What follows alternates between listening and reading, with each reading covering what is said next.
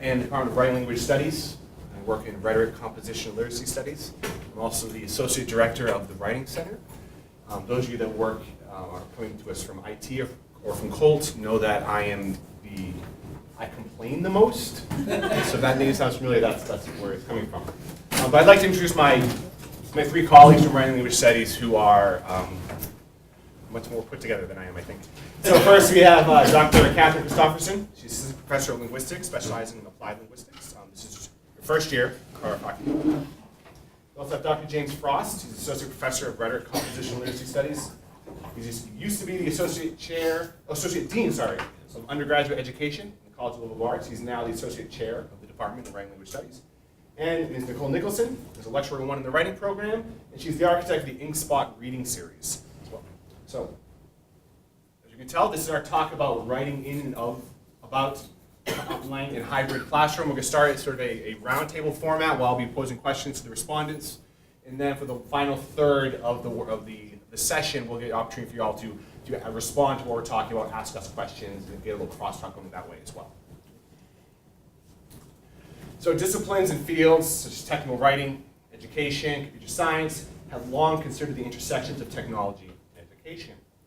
While rhetoric and composition and engineering ethics have pondered the materialities of writing, including the devices we use to compose learning for the everyday as well as in the classroom, and the ramifications for such use. In recent years, issues such as these have become commonplaces across the curriculum, aligning pedagogical goals with these emergent media. Together, this roundtable will discuss these concepts that impact online, hybrid, and mobile teaching. Specifically, thinking through the whole course is our first topic. Hopefully we can, does that show? I think it's, yeah, we're only seeing half of it. I'm seeing everything I thought. I do that all the time. There. I turn the screen off, and my students are like, "We can't see what you're talking about." Oh, there we go. Tell Dad. The second topic will be writing process online, invention, drafting, feedback, revision, editing. And finally, I'm going to ask the respondents to critically reflect on their own practices with online and mobile space specifically. Think about Blackboard, social media, mobile devices, both the things that we bring to the classroom as well as the ones that students themselves do as well. We're going to ask you to work on, hopefully, some objectives we can help you all meet. Developing a plan for moving your traditional course design to a hybrid or online context. How you can help students develop and enact individualized and contextual writing processes for online work. And how you can critically reflect on your own online, mobile, and hybrid teaching practices. So, first, the response section ideas. So the first question I'm going to ask for the roundtable section. So what is your approach to designing an online class, specifically based on a traditional class that you may have already taught? I'll take this first. And I'll reveal my age too much. I started teaching online in 1996. What's that? Yeah, well, not all of our students did. Which meant we had to design the course, program the course, and then teach the course. We did not have Blackboard available to us, so we had to invent those kinds of tools. But as part of the process, what I had to step back and do was look at, well, what is it I'm doing in the traditional classroom, which I had not analyzed as thoroughly as I should have. And so the team that was doing it, we broke down what we're trying to do in an online class into 3 areas that we do in a traditional class. We deliver content or information. So that's an easy part for me, read the book. But we mentor students. So we help them integrate the information. We respond to them in ways that helps them grow. If it's a skills-based course, there's lots of feedback that we're giving at that time. And the other thing we do is we assess the student's performance. So for many people, assessing is the easy part. You give them a test. It's not quite as easy when you're teaching a writing class. Content delivery, I think for those who've already flipped their classroom to where the classroom is a workshop, not a place for lecture, online becomes easy. But if you have a traditional based class that's lecture, that's not as easy. So, and then in all of those areas, we have huge tools now to do it, but I think breaking it down into those 3 areas as you think through a traditional course and try to move it to an online course, you can start to see some of the differences. So lecture, it's going to have to be videotaped if you love lecture. And you can do some live things as well. But once again, why are our students taking these online courses? Probably because they want some flexibility with their time. So that's a problem with that. So I think breaking what you do in a traditional classroom into those 3 areas helps you think about how you might apply that online. So it's content or information, mentoring, and assessment. Nicole, you have some experience taking a class that you've already taught in a traditional face-to-face and then moving it to a more hybrid online space. Well, can you tell us about how that works? Well, I guess I keep a couple of questions in mind. First, I think about, just as you would in a face-to-face class, what are the outcomes that I want my students to meet, right? And just as you would in a face-to-face class, like what activities am I doing on the day-to-day, calendar throughout the semester that are helping them to meet those outcomes? But I think sometimes people, especially students, and maybe not instructors so much, but students think, oh, it's online, everything's going to be faster, easier. But my experience has been the complete opposite, especially the first time that you design a course, right? And so something that takes me 5 minutes to talk about and get feedback and do some of that formative assessment in the class, it takes 5 minutes. Online, that takes forethought. You have to make sure, you can't fill in with you knows, yeah, that's what I mean. You have to be really clear with the way that you are, with everything that you write down, everything that you give to the students, right? So I feel, I have found that I don't have as much time in my online classes. So as I go through thinking about what I do in my face-to-face classes, of course, I feel like all of those activities and the things that we do are leading up to these outcomes and they're helpful. But there are a couple of things that I'm thinking of my English 1302 class in particular. They're activities that I love, but they're very tactile and they're difficult to reproduce online, and they're not quite as relevant. So as much as it pains me to not be kind of guiding my online students through some of those activities, some of those I have to let go, right? And so that there's kind of that cost-benefit analysis to work through. And then also, the second question I ask myself is, again, kind of what you were saying, Dr. Frost, like a reevaluation of what really needs that interaction and what doesn't need it as much. So where do I need to be interacting with students? Where do they need to be interacting with one another? And trying to find ways where we can replicate that and do that in a way that feels natural and not clunky or like technology for technology's sake in the online space, because they see right through that. When it's gimmicky, when you're like, oh, wikis are cool, let's just do a wiki. Well, but why, right? So thinking about ways that you're really meeting those outcomes. And I think that actually the other side of that question, a lot of the things that I've done in my online class, I'm like, that works really well. I think I'm going to do that in my face-to-face class. So a lot of my face-to-face class is digital too. We meet every day, but there's a lot of digital things that we've done, so that it goes both ways for sure. I think you're hitting upon a lot of complexities of doing this. And I think one, for me, part of the learning process, I want to make sure to reiterate, is everything that takes place in your face-to-face class doesn't have a one-to-one cognate for an online class. So it's going to require you to find other ways of delivery, of discussion, of interaction. So Katie, you've had some experience with designing your courses that way. Right, yeah, so most of my classes I haven't redesigned for the online context. I mean, I've grown up with online, Blackboard.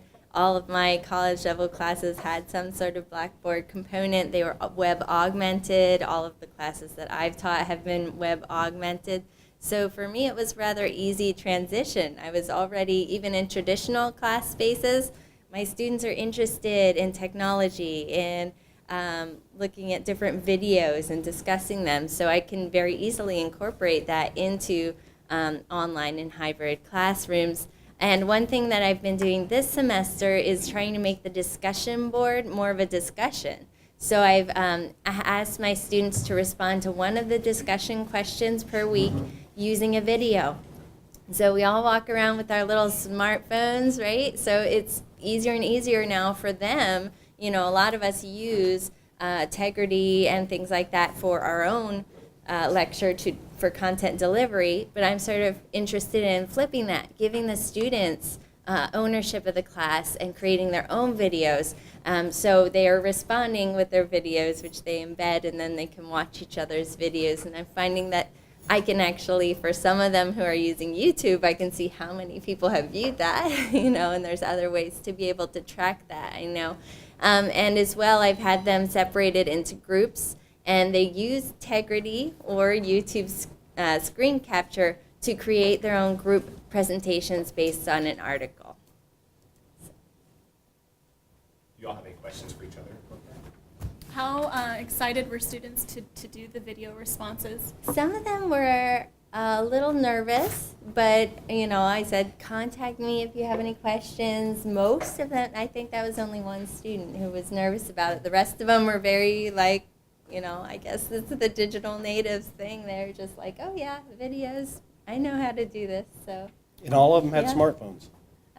Some of them don't, but they can, They had you know, access. again, they have access to the Tegrity.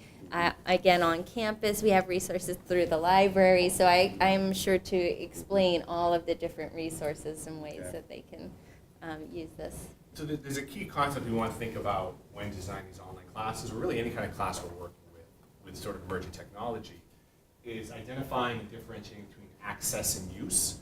So all our students have access to things like Tegrity, they have access to OneDrive, they have access to loads of databases in the library, but a critical consumption or use or repurposing of those items or projects are things they might not, those skills they might not have developed yet.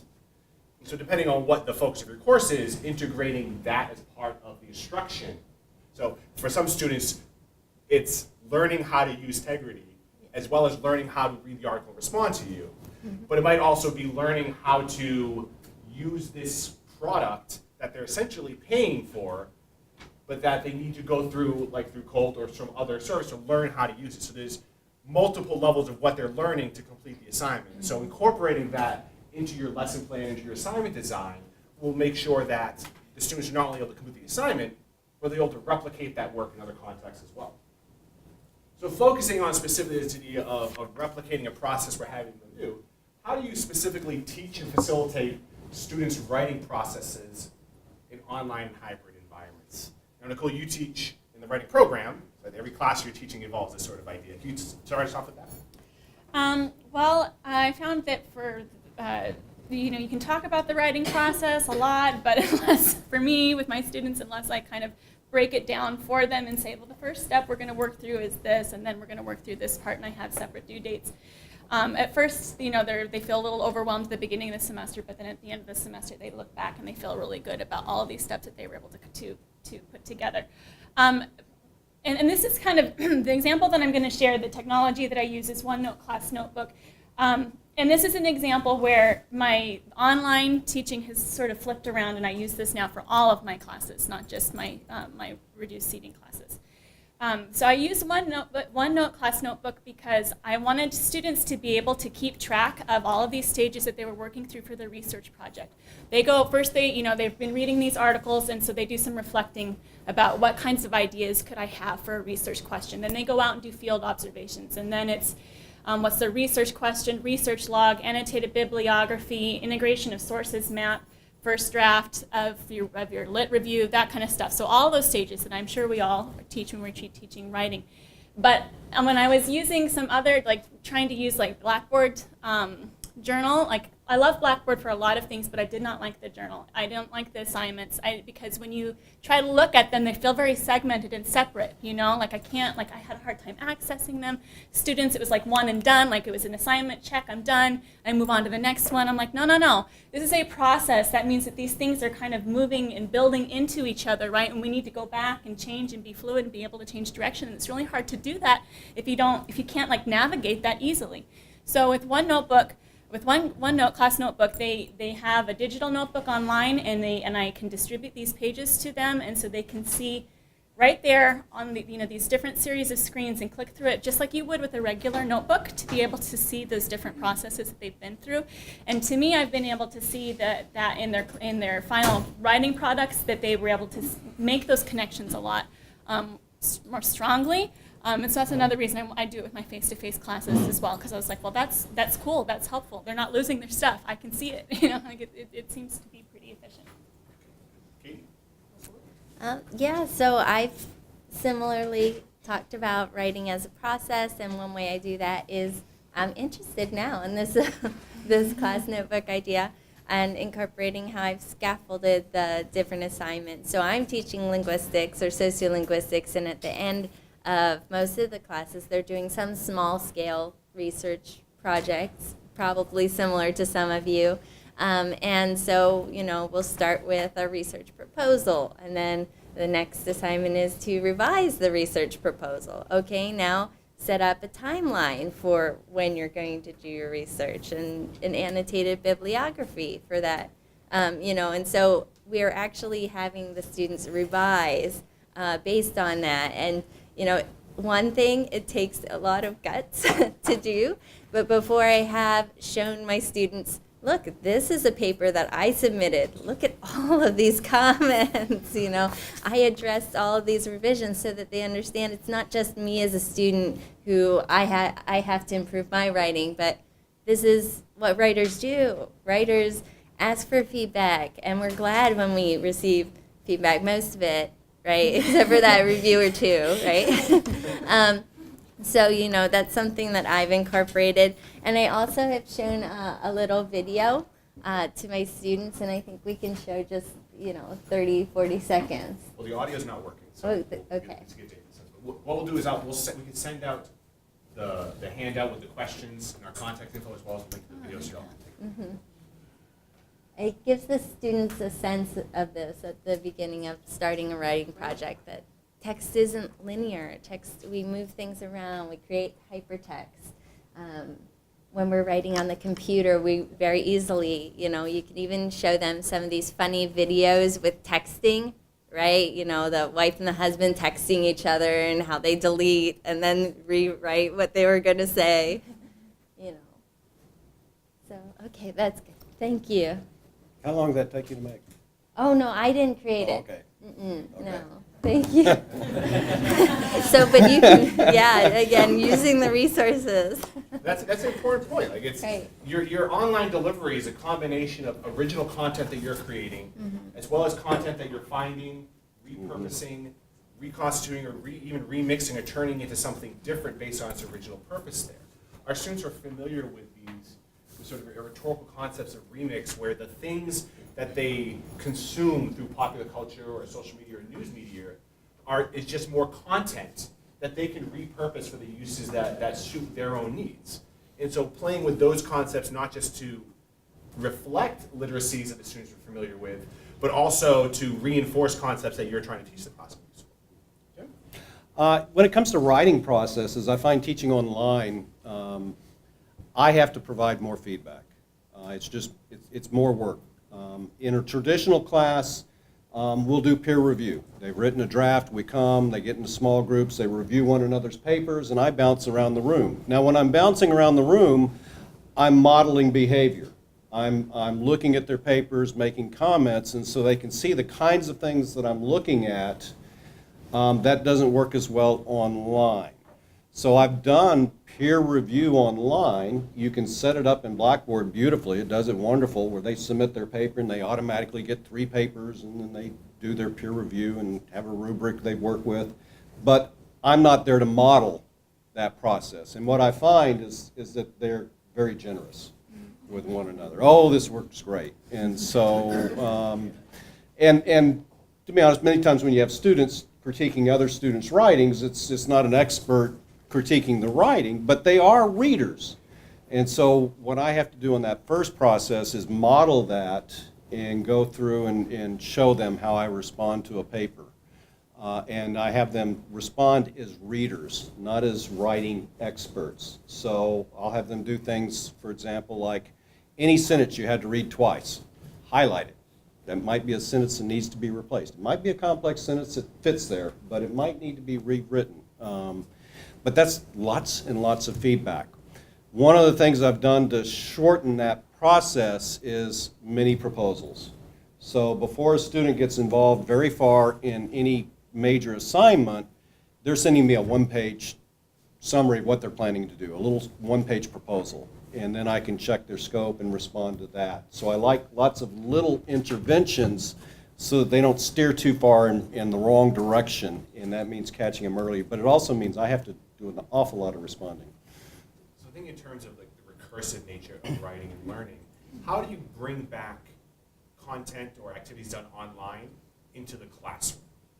So if something is, let's say if you have an assignment they're working on through an online module, how then do you call back to that the next time you meet them in a face-to-face context? Well, I'm teaching purely online right now, so. Well, Katie, Nicole, do you have thoughts? Well, starting with the reflective, like when we come back, like when we're coming back into our face-to-face setting, you mean after we've been meeting online? Starting with the reflective writing, I mean, a lot of us do that anyway at the beginning of class just to get their brains focused. So, reflecting on the conversation that you had last week, what were some of the, the main ideas that you, that you were thinking about, or if it's in terms of, if we're going to be doing peer review that day, what, last week we talked about some focuses for your, that you might consider for your own revisions. What sort of things are you going to ask for help for today from your peers? So just taking a few minutes maybe to let them reflect on that and to recall back and then share. Yeah, I think reflection and debriefing kind of, oh, this is a question that came up a lot, or I noticed this about the interviews that you submitted, The other thing about coming back to the traditional class is it's a welcome relief in that you can read the room. Yeah. You can look out there and everybody's going, you haven't quite, online, I don't know if it's come that way unless I get complaints to start coming in. So that's one of the nice things. I do prefer the hybrid model. One of my favorite sort of strategies to use is when calling back to questions, one person will be brave enough to email about a concern or a problem they had, but a bunch of other students asked that question. So when I present it to class, I'll present it as though a bunch of people emailed me and say, about half the class asked me about this one question that we had discussion board. So that one person feels like they weren't the weirdo for asking about it, but it also does reach out to the rest of the students because the students are able to bring up legitimate concerns that, as much as we want to plan for the semester, I'm not in the business of predicting the future. And so I like to leave that sort of space and make sure I have a strategy in place on how to respond as well. And just one more thing about that with the questions is this semester I've asked my students to submit questions on the assignment submission. So it's anonymous, right? People don't know who's asking these questions. And I've gotten a lot of really good questions and more questions because they feel like, oh, this is assignment. I have to create my questions anyways, and nobody knows that I'm asking these questions, so it won't sound dumb. As many times as we tell them, there's no dumb questions. There's that sort of fear of that. So I've gotten really good questions, and then I create a separate page for Q&As. So here's Q&As for week 1, and I'll refer back to that in a mini video. So my area of research, a lot of it has to do with institutional critique. So when I complain, Colt, I'm working. I'm not saying it's not. So I'm going to ask y'all to come up with, our panel, to think critically and look back at some of the practices you do, including specific technologies that you're working with. So I guess to start, what changes have you made to your instruction, focusing on online and hybrid courses, based on reflection that you've done of your own teaching as well as feedback you've received from students? Katie, why don't you start us off? I have been talking about the questions, and that's something that I do, and I found really a lot of positives from that. Students will ask something specific, and since it isn't synchronous, I can give a more in-depth response that's really tailored to what that student needs at that minute. Like, oh, I see this student is having trouble with sentence fragments, okay? Let me connect you to this web page and really tailor that to you. Or the student had this really great question about Krashen's model of I+1 learning, okay? Let me direct you to this this article that's really interesting, or this video. So I found that to be a really positive way to interact with the students. In terms of reflecting on my own teaching, something I kind of figured out a few years ago is that I work very well with students on a one-to-one basis. That really gets complicated with an online situation. So where I've, I think, been most successful as a teacher, for example, with a traditional first-year writing class, if anybody makes below a C, they're having a conference with me and we're revising the paper. So it's that kind of, now it nearly killed me in terms of the amount of office hours I was spending. And then doing on that online, I try to focus individually with their comments. So even though it's online, I frequently will recommend that the students come visit with me and sit down, particularly students who are not doing well. And so I try to do that kind of personal one-to-one. Also, I'm providing them feedback. So with those students, I'll have them submit their papers, submit their drafts to me directly. And I'll give them feedback on those drafts. I may offer that to anybody, but I make the ones who are not doing well some of those things. So it's been kind of discovering how I can do that one-to-one kind of work, which I feel like I'm best at in this new environment. But I don't have all the answers. I'm looking at all those wonderful technologies available. Well, I have one really specific example and then one just sort of general comment about reflecting. So my specific example, when I first started to do more augmentation, it wasn't even a fully online course. I was at a different university and they didn't have all of the great technologies that are provided to us here. And I noticed, of course, that all my students were on social media. And I was like, they're not paying attention to my emails. And so I said, I'm going to make a class Facebook page, and I'm going to ask them all to, like a group, like a Facebook group, and I'm going to ask them all to join, and it's no big deal because we don't have to be friends. Like, I don't want to know what you're doing on the weekend. It's not like that. We're just all going to be on the same page. And that way, when I make an announcement, you get an alert on your phone, and you will pay attention, right? And so I did that for a while. And then, you know, I was fortunate enough to begin working at this university. And I started to notice that some students were a little bit reticent to use Facebook. And I thought, well, that's good. Maybe they're being savvy. They don't want to put stuff online. Fine, that's fine. And so then I checked out Yammer, which is provided by the university. And now that's what I use. I still do most of my announcements on Blackboard, but I use Yammer for quick like sort of informal announcements if I want to, you know, advertise for a colleague's class. And students use it as a Q&A space, so they will post like, what is she, does anybody else know what she's talking about? Is anybody else having trouble with this video? And the main reason that I like Yammer so much, and that it's better than Facebook even. First of all, they all have access to it, right? It's supported by the university, so I feel like I'm like within the bounds of what I'm supposed to be doing. But also you can message each other quickly. And so students, I don't know if you've noticed that they don't really know how to write emails very well because they really haven't ever learned that, but they know how to text, right? And so we teach that because it is a writing class. I teach the difference between emails and texting. But I say, okay, but if you need to ask me something quick, you can use Yammer, and because it's on my phone, I can get back to you fast. And the first day on our reduced seating class, because it's a reduced seating class, they're all together. I put them in groups. I force them to make a chat. And I say, you need to include me on it, and I make it an assignment. And then after that, for the rest of the semester, when they have questions, sometimes they'll post on the main page, but a lot of times they've got that little community, right? So they're asking each other on Yammer questions, and I'm kind of listening in, and sometimes I can say, yeah, you know, actually we need to do this or whatever. So that's been a good change for me. And in general, I would say that I have moved towards simplification because, again, at a previous university when I was teaching fully online, I had like zero control over what was in my classes, like zero control over the content, delivery, everything was already designed. So I came here and I was like, oh, the freedom. And I started implementing all of these different technologies, you know, and my students were just like, they couldn't handle it all because I threw too much at them, and I was kind of like tech happy, you know, like this is cool, I want to try that, this is cool, I want to try that.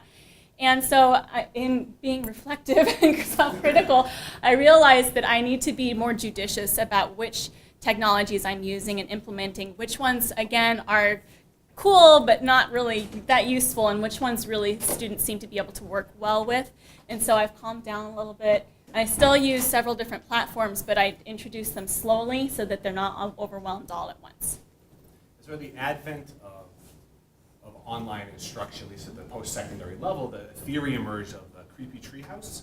And it refers to this phenomenon where an instructor tries to create a social media space for their classes and just kind of weirds everybody out. I don't think because it it's doesn't creepy. strike as an organic. I'm not saying this is your fault exclusively, Nicole, but you're highlighting something that we do want to talk about, and that's looking at the institutional technologies or things that students bring to class or yourself bring to class.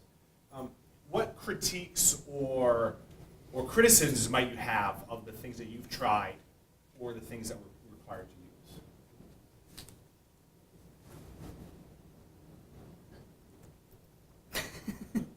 I, years ago, had a classroom management software, and this was pre-Blackboard days. This was, Daedalus. It originated out of University of Texas, Austin. I had as a professor, one of the people that founded this.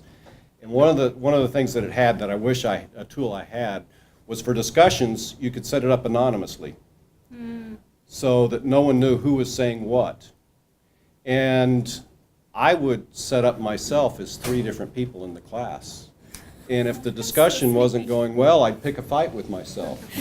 And it really got some wonderful discussions going. There was a tendency to flame, and there were some issues with that. But I kind of missed that feature of being able to participate as different points of view within a class discussion and really getting that discussion going robust and rich. And it worked very well at getting them engaged.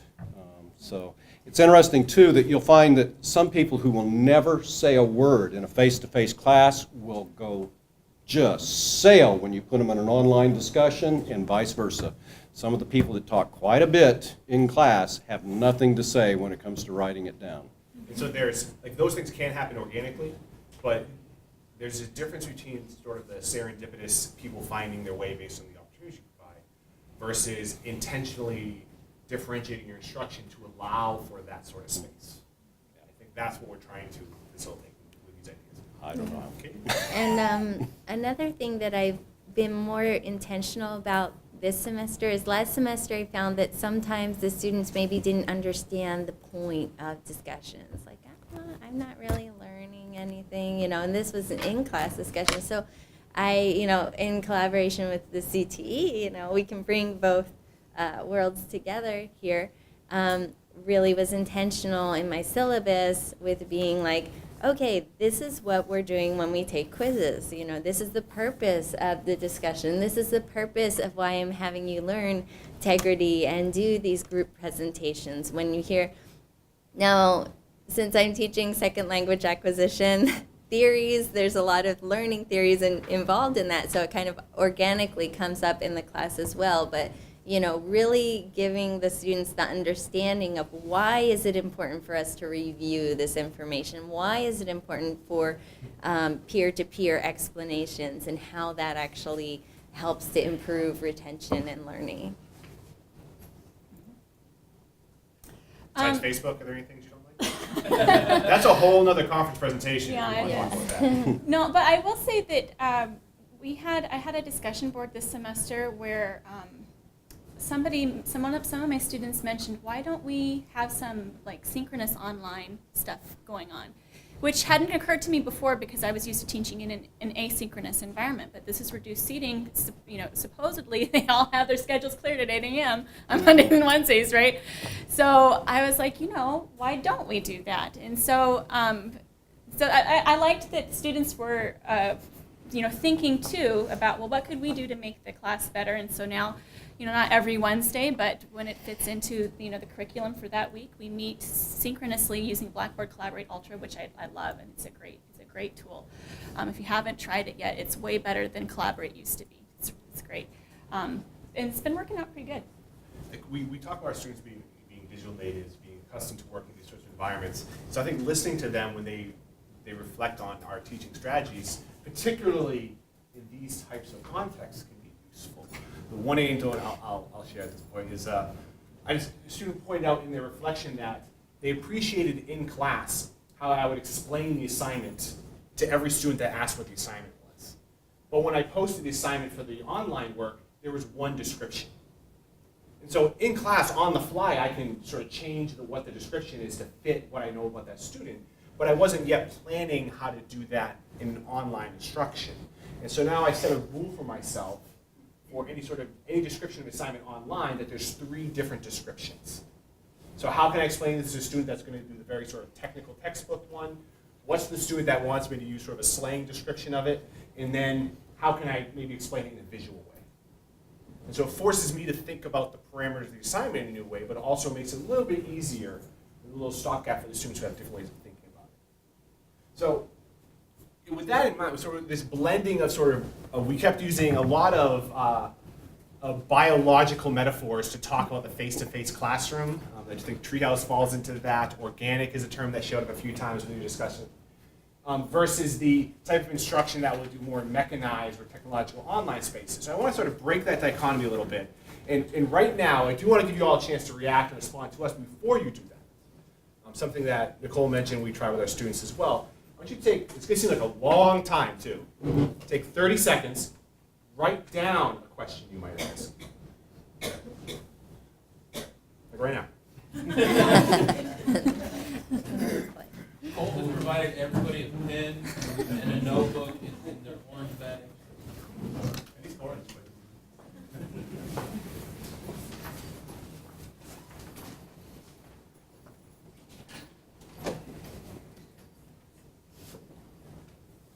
Long question papers. I have within 4. Write 100. But I don't know if we'll have a chance to get through them all. I always think about those kind of videos.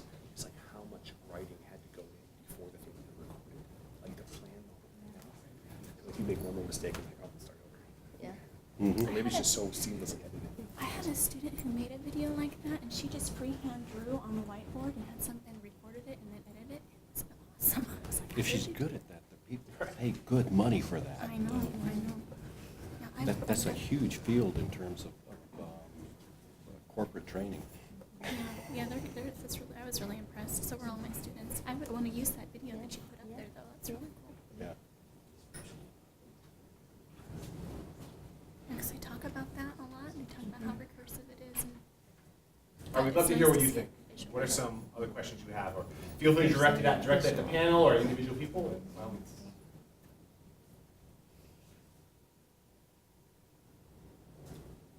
I have a question. So, in regards to the online notebooks, I teach mechanical engineering classes, and we do work heavy on labs. So, I've worked with OneNote classroom notebooks before, but what we run into is our students love to plagiarize and copy. Mhm. So, how do you go about monitoring plagiarism with the notebooks? Katie, why don't you start off with that? Because I know you have some comments about it earlier. So I know, yeah, there's lots of different opinions on this. I use the plagiarism detection software, which is, I'm not sure how it works with the notebooks, but it's in the, Safe Assign. And I mean, I know that there's issues with it. I've had students that, the textbook won't show up. If it's in a textbook, a traditional textbook, that won't show up there, and you can't automatically be like, oh, 50%, they plagiarized. If there might be, you go to the students and explain what's happening here, and kind of, it might be they just don't understand that they can't quote everything, or, but I think it gives them that heightened awareness of like, oh, okay, I have to be creating my own, using my own words. I need to be giving credit where that's due.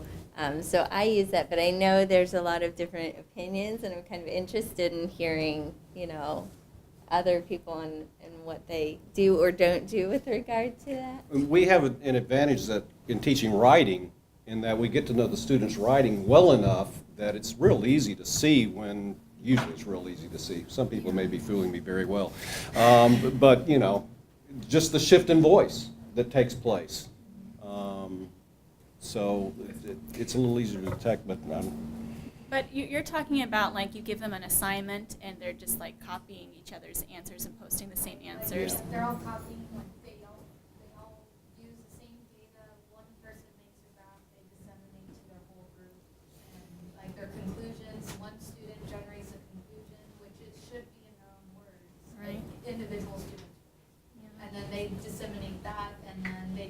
word here, a word there. And like we try to really catch it with lab reports and technical memos, but the notebook's something that I'm interested in implementing, but there's a lot of hesitation in regards to them not actually doing their own notebook. Yeah. What we do to avoid that is there's no substitution for their handwriting. Oh, that's a good So, idea. what we would like to implement, so what we do is we have them scan it and upload it, and Right it has, now. right now, but we would like to, We would like to have them write in like their classroom notebook and have us grade it there. That actually sounds to me like a really authentic way to prepare them for professional lab work. And there's a lot, I mean, by law, certain industries need to have the handwritten response to the notes. Maybe so introducing an assignment in that way. Our students, they speak a language of capitalism.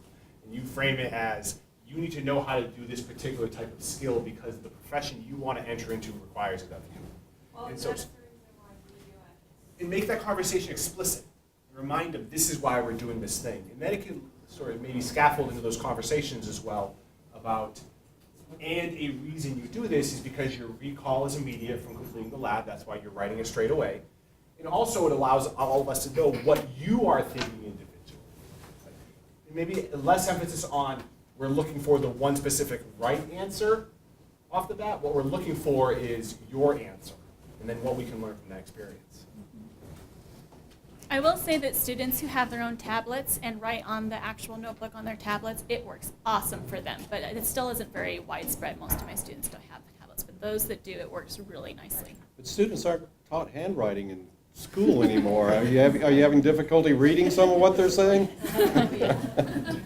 I wish to ask a similar question, and I have already some answer, but I would like to hear your answer and see if mine is good or yours. So, the subject matter is financial economics. The area of study is financial planning, and the course is retirement planning. As a product, at the end of the semester, if you are taking a retirement planning, you are going to produce a retirement planning report individually. So that is, I am not teaching them how to write a report.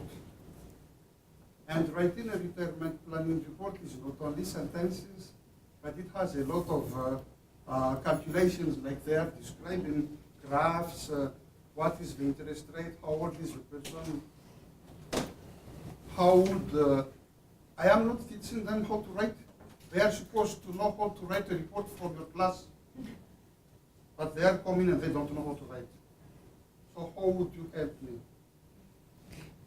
Is there the problem that you're asking about is how do they use the tools, or how do they put it together in a report that sounds Varied, because organized? So it is an MBA level. I have some students very good, so I don't have to babysit them. They ask very small questions, I read what they do.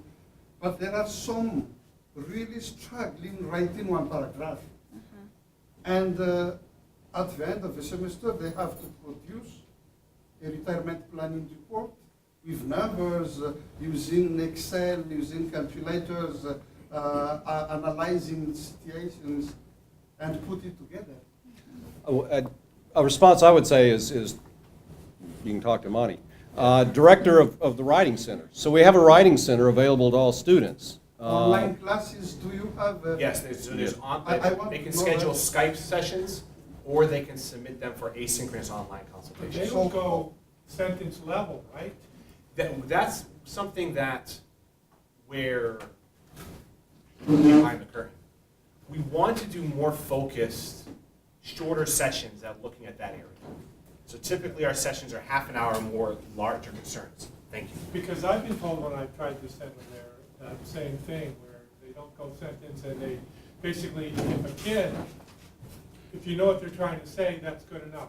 And for me, in my class, that doesn't cut it. I'm having them doing like one-page cover letters. You might know what they're trying to say, Right. but they're not going to get a job. And there's like specific material ramifications of them having to have those surface level things. We had this conversation, you and I did last semester, and based off of that, I brought that to the program, and that's something we want to actually work on, is more discrete smaller time frame where we can focus on those sorts of things. So Like- send me an email and we will be in touch. Second part is I am going to describe what I do and tell me if you can improve it. How about you and me talk about that after this? Because I want to talk about that for your class specifically, in addition to what we're doing here. Well, in coming back to this writing center thing too, one thing that I is found very helpful, I've had great results sending students to the writing center, so I highly encourage it. But when I send a student to the writing center, I'm sending them there with explicit instructions of what they are to ask about and work on. So sentence level stuff, if you send them there and say, I want you work on sentence boundary issues, then they're not going to look at anything else, and they can deal with they can deal with it on that level. And so I've not had any resistance. The And so it's tutors have coming been more from than both willing. ways. It's I us agree. having to improve our practice within the writing center to meet the needs that the faculty and the students Yeah. need. But if you send a student to the writing center to say you got to write, this is a mess, go to the writing center, that's not going to help. Because I still want to hear from them because they said something of interest to me. I will be in touch with you, but they are saying something I want to hear from them. Okay. So what I have been doing is, because I really want, because you are teaching writing, so that's why I want to hear from you. So what I have been doing is I am doing it in stages. I have made up, I have written a lot of retirement planning reports myself. I have a lot of made up reports. So I post one report like this is the sample, this is what I want you to do. And it's very simplified as compared to what I write. And then I have a guided writing assignment. What it means is it has a list of questions. What is the name of your customer? How old? What is the interest rate in 2008, 18? What is this? So there is a sample, then there is a guided. And then if some students are still really struggling, I don't give it to all of them because those two might create a report, not professional report, but at least readable.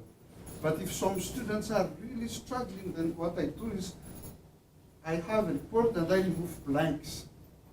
So sorry, Professor Arthur, we've got one more before we're. Oh, okay, we're out of time.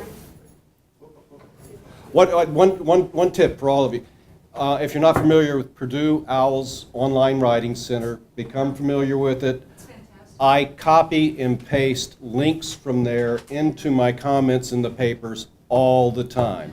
You're having trouble with this. See here, there's exercises there. Do the exercises and I'll go over them with you. But it's a great resource, so you're doing comma splices. Here's a link to Purdue OWL, and there's a discussion of comma splices, and it explains it. The students are capable of going there and learning much of this on their own. They've just never been aware of the resource. They have a legion of PhD students that are updating that consistently. Yes. They just released an update for using third-person language in public documents, and that's one they just. They have everything, stuff on writing white papers. I mean, they cover a huge, lab reports. They have a huge range of topics.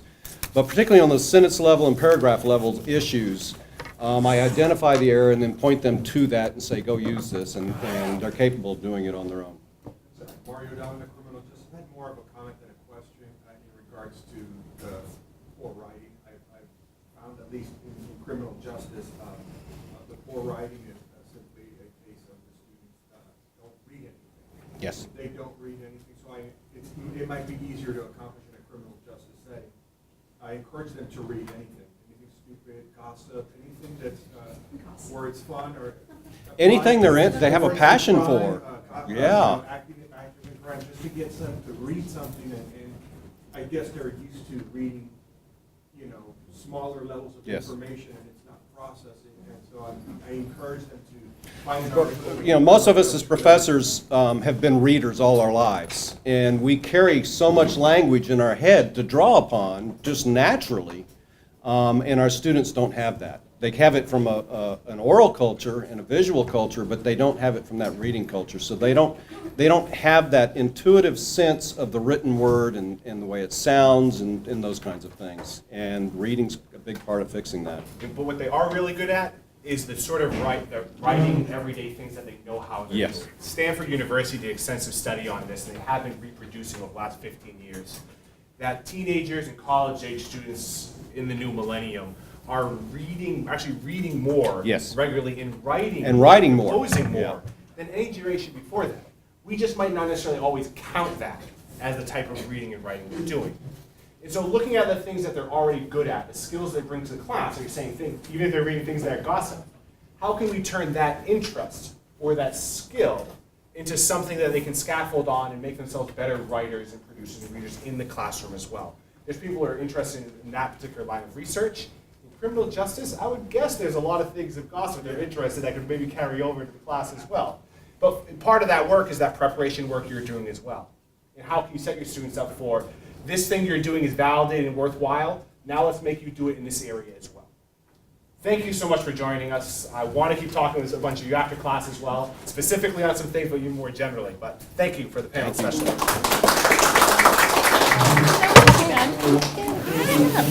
Well, then I was like, So let me.